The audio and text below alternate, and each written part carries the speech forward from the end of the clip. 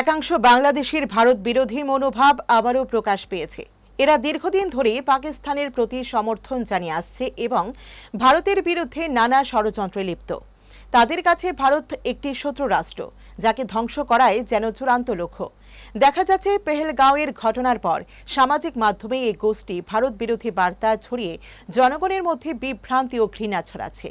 এইসব পোস্টে ভারতের বিরুদ্ধে বিদ্বেষমূলক বক্তব্য, ভুয়ো তথ্য এবং উস্কানিমূলক মন্তব্য পাওয়া গেছে।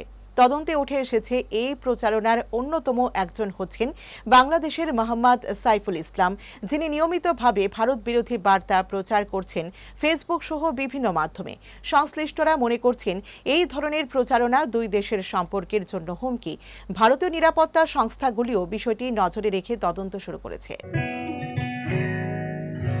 জুড়ে থাকে বাঁধন আপনার চেয়েও আপন, জুড়ে থাকে বাঁধন আপনার চেয়েও আপন, আপনার চেয়েও আপন।